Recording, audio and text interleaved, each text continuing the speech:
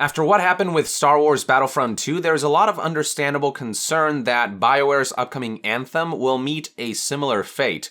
But I do have to give the development team credit for one thing: they are communicating. Where studios like Bungie insist on being secretive and underhanded about their game features, Bioware seems to be going out of their way to engage with the community even before the game is out. They aren't just leaving it up to a community manager either. Bioware's very own technical design director, Brenton Holmes, has been active on the Anthem subreddit to answer as many questions and absorb as much feedback as he can. A lot of new hints and bits of information yielded from Holmes' communications, so that's something that I'd like to present in this video. The first bit of information worth looking at is from 3 months ago, when one user asked if the game would allow players to switch between third and first person perspectives instead of being tied to third person only, to which Holmes responded, "Unfortunately, I can't really talk much about stuff just yet. Once we start into the marketing campaign, I think it'll become fairly apparent how everything currently works and could work." If you ask me, the chances that the game will allow people to switch perspectives is minimal, as the game is clearly being marketed as a third-person action game, but nothing is confirmed yet, so we'll see. Next up, another user asked about the potential of Anthem getting cross-platform gameplay, which would allow Xbox, PlayStation, and PC players to play together. Holmes responded that there isn't really a technical reason that something like this couldn't happen. It has more to do with negotiations and what platforms are willing to allow it. We have heard in the past that Microsoft is open to cross-play functionalities, whereas Sony remains stubborn about allowing such a feature. So until Sony yields, it is unlikely to expect cross-play between those two platforms anytime soon. As for cross-play between Xbox and PC, Holmes said that this is unlikely to happen due to significant differences in controls and hardware. PC players would almost always have the advantage over Xbox players after all. Moving on, Holmes responded to concerns about the potential for a toxic loot box economy in Anthem, to which Holmes replied as follows: "I hear you, we are talking a fair bit about this at the moment. I can't really talk about it too much, but it's an ongoing discussion. And if it helps at all, we are gamers too. A bunch of folks on the team have similar positions on monetization, so that perspective is definitely represented." Then, when somebody asked what is the worst form of monetization he's ever seen, Holmes responded, quote, "I think it has more to do with the philosophy around it. The first thing that most people do is look at the value of the sweat currency as compared to the premium currency. Personally, I prefer games where the ratio is somewhat reasonable, i.e., I can reasonably acquire currencies to purchase things through regular play. Personally, I also don't like it when some things are only available for premium purchase." All wise words, but only time will tell if Bioware and EA will actually deliver on these viewpoints. It's not necessarily up to Brenton to decide how microtransactions and loot boxes will be implemented. EA can still come in and muck it all up, though the hope is that the company learned its lesson after the uproar that Battlefront 2's gamble to win loot box system caused. The discussion then shifted to a potential clan system for Anthem, which Brenton responded to by asking what players would like to see if the feature were to be hypothetically implemented. One user replied that they would love it if Anthem could accommodate for a large number of players for a clan or guild, akin to Warframe, to which Holmes responded 2 months ago that he sympathizes and will bring it up for discussion. Holmes also responded to concerns about Anthem's lead animator, Steve Gilmore, leaving Bioware all of a sudden. Holmes began by saying that he won't get into why Steve left, as that's his business, but then reassured that he had retired from games some time ago and that he came back to help on an unannounced project a bunch of years back, suggesting that his departure was something that was planned for a while now. Holmes also reassured that his position was in very capable hands, with Parrish Lee taking up the position. Moving on, one user expressed that they would love to see Anthem ship with a detailed API to enable them to manage Anthem's inventory outside of the game itself and whatnot. Holmes responded with, "Good point. I'm not sure what the current plan is, but I'll raise it with our online team." From there, the next topic that Brenton tackled was concerns regarding ammo running out mid-exploration or mid-battle and having to go back to the hub just to restock, which would interrupt gameplay flow. Brenton responded that they're still playing around with different mechanics for resupplying, ranging from returning to the hub, consumables, drops, restock locations, special cash, suit abilities, etc. He then added, quote, "We want it to be something that you're aware of, but maybe not necessarily the sole thing that drives you back to your base. We had a much more punitive version of this a while back, but it was a pretty terrible feeling to have to go home because you ran out of bullets." But he also added, "We do need some mechanics which will encourage you to swing by the hub from time to time. If we do our job right, you'll do it because you want to and not because you feel forced to." Now, within this thread, there are some people who have expressed that they like the idea of forcing players to be more tactical to their approach by making ammo feel like a limited resource, to which Holmes responded that it depends on what Bioware wants to focus on. If they want to focus on realism and gunplay, then ammo management could be interesting, but if they're going for power fantasy, then they want to make it relatively easy for people to hit that fantasy.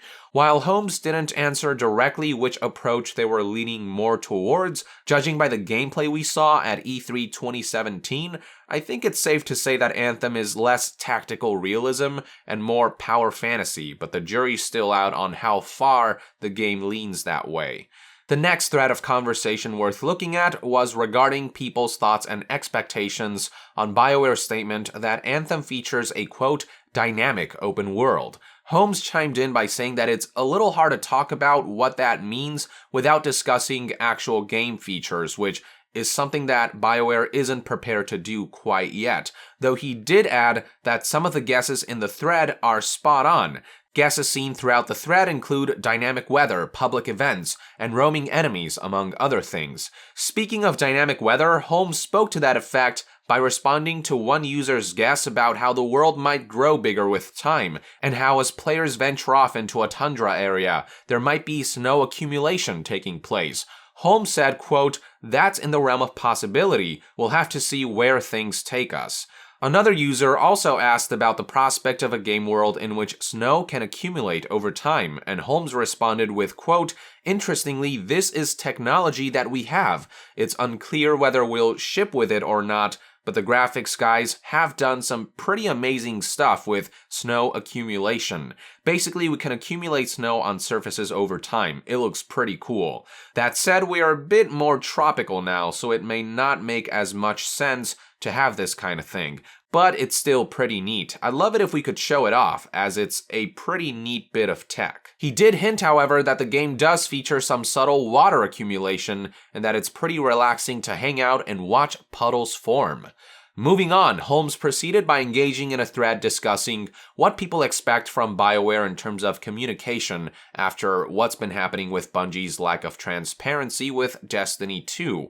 One request said that Bioware should take the Blizzard approach and implement test servers to allow players to give proper feedback before they launch new features and updates, rather than have everyone go through months of mixed results like in Destiny 2, to which Holmes responded that this is something that the team is very interested in. But another user warned that Bioware might want to consider creating 2 different staging instances for testing and try to balance the console and PC versions separately, as games play quite differently between these platforms due to different input methods and varying hardware. Holmes replied that this is a good point he hadn't considered, and that it does complicate things quite a bit, stating that ideally you probably want one test environment for each platform. Someone else then added that, speaking from experience, considering lead time for patch approval from Microsoft and Sony, a test environment for consoles is probably not feasible without massive resource consumption, to which Holmes responded that this is not wrong and that it will all depend on the frequency of patches. But despite the challenges involved in pulling this off, Holmes at the very least expressed that they're still interested in looking into it. Another bit of feedback was once again an API that's available to the public for third-party functionalities, and Holmes once again replied that this is something Bioware is interested in pursuing. Finally, for this thread, a lot of people were pleased with Holmes being so active in the subreddit and taking the time to answer the questions and making the clarifications that he can. Next up is a thread from only 11 days ago discussing how Anthem might be able to avoid bosses that are simply tedious bullet sponges.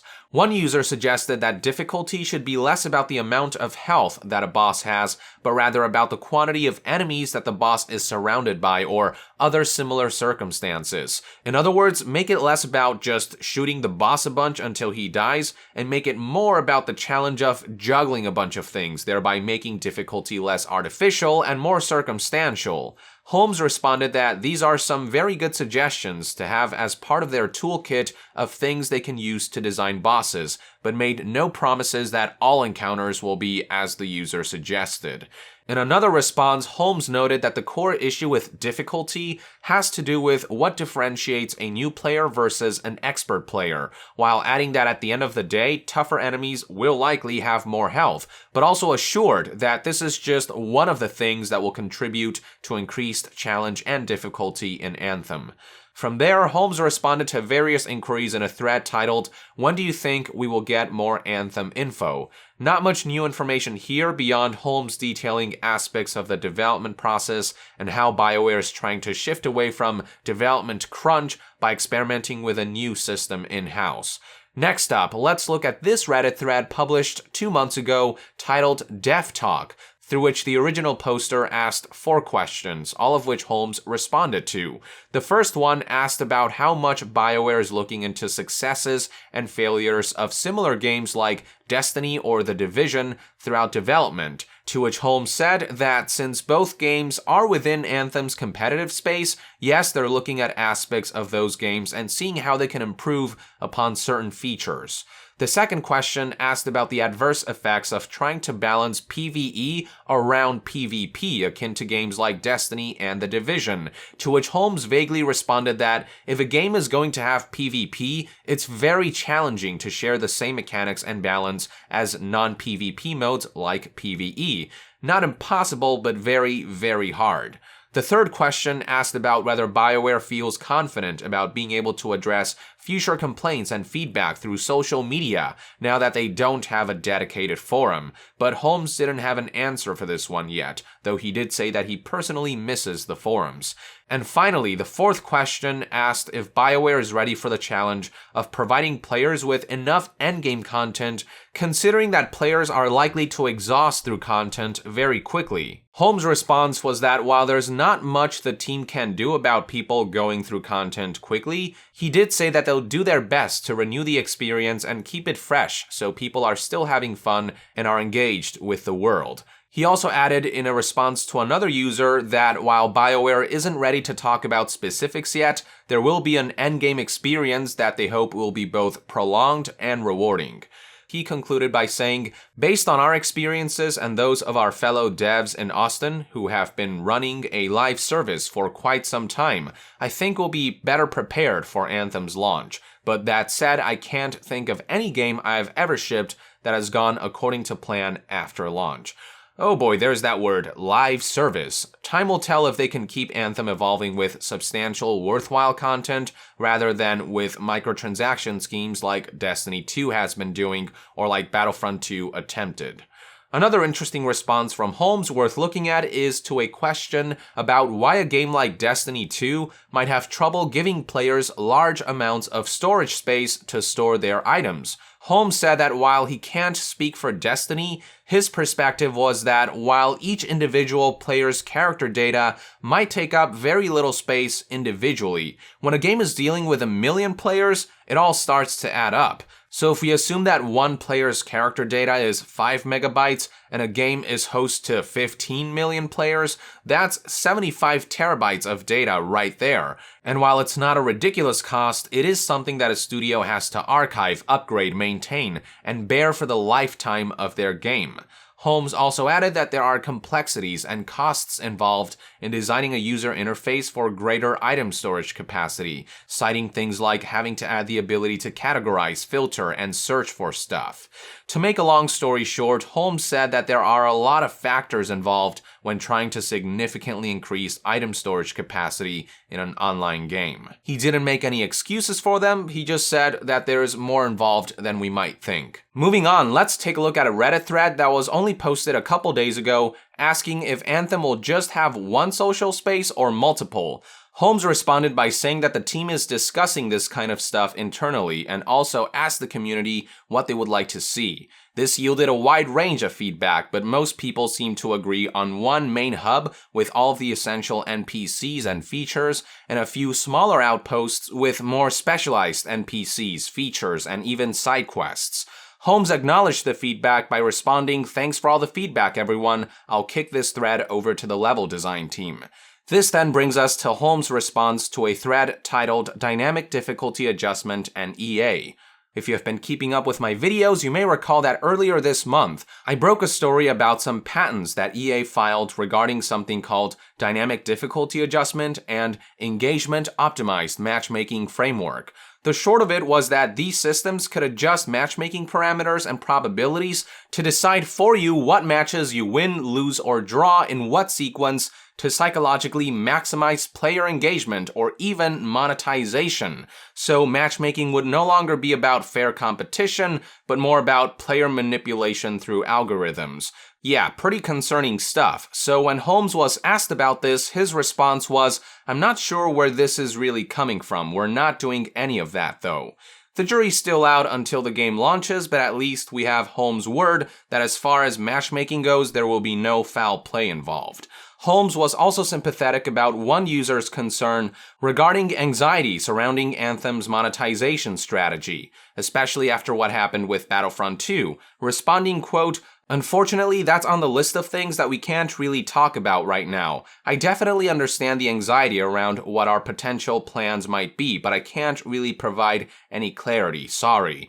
A lot of this is still under discussion, so even if I was able to speak more concretely on the topic, we still wouldn't be in a position to provide any clarity."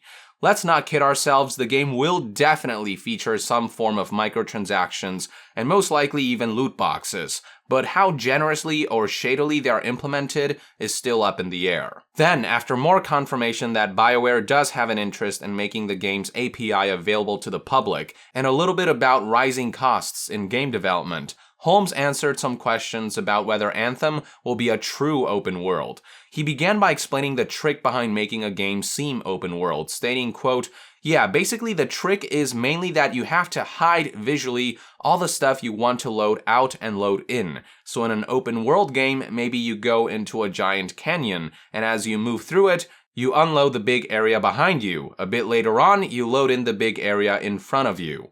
From there, another user responded that what they got out of this was that the game's flight mechanics might not be 100% go anywhere. Holmes replied with, quote, "Sorry, this was a general comment on streaming, not necessarily what we're doing.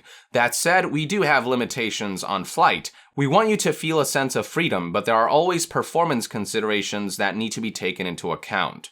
As for how far along Bioware has come in fleshing out the open world, one user suggested that it sounds as if they have decided on an architecture and have a good idea on what they're doing, but they're deciding on the small details, to which Holmes responded, "Yup, pretty much this."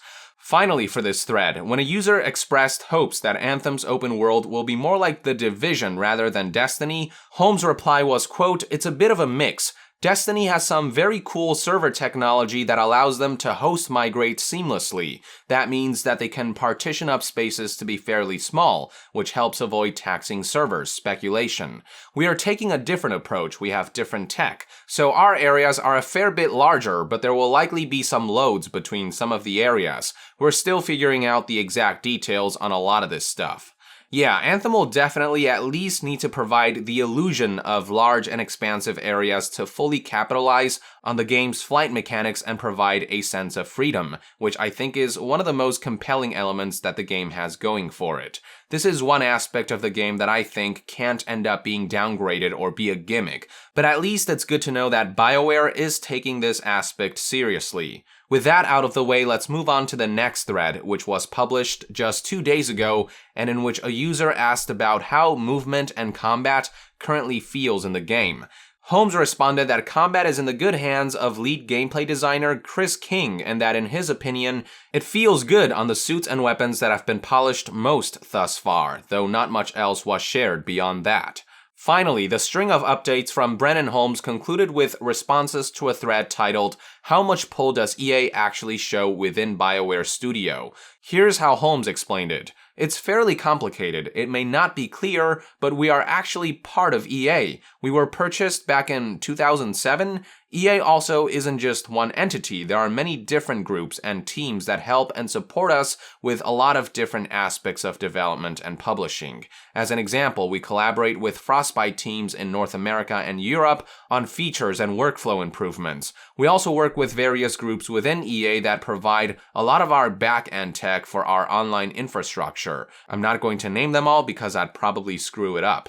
In our day-to-day work, the larger organization isn't really involved. That's all internal. We have our goals and priorities, and we're working towards those." So there you have it, folks, all the updates and insight about Anthem provided by BioWare's technical design director.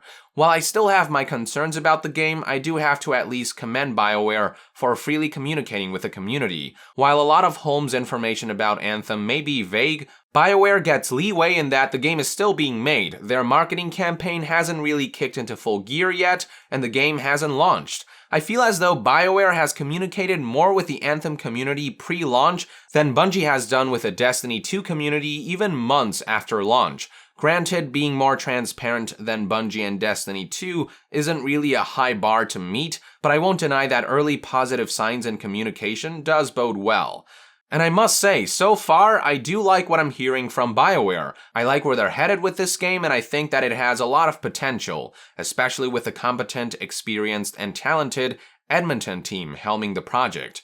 If BioWare can actually deliver on the promises of the vertical slice we were shown of Anthem at E3 2017, then there might be hope yet for redemption, especially after the studio's major misstep with Andromeda. But there's still the nagging concern that EA will find a way to botch it somehow with some scummy monetization scheme. EA was what did Battlefront 2 in. EA was also in large part responsible for Andromeda's demise, and it's not impossible that we'll see history repeat itself yet again with Anthem. I hope that's not the case though. I am genuinely rooting for Anthem to be a fantastic game that puts BioWare back on the map after numerous failures, and I truly hope that EA has learned its lesson and doesn't interfere with that potential. But after all that's happened, it's hard not to have a nagging sense of concern creeping in. These are just one man's thoughts and opinions though. I'd love to hear what you think about all this in the comments below. With that, I would like to end this news update and discussion video. Thank you for tuning in. I hope you found this video informative, and if you enjoy my content, consider supporting me on Patreon. It's completely optional, but it will go a long way in helping this channel remain stable, to grow and evolve. And to be further updated on all things gaming news, reviews, and discussions, stay tuned right here on Yong Yeah. I'll see you guys next time. Yong out!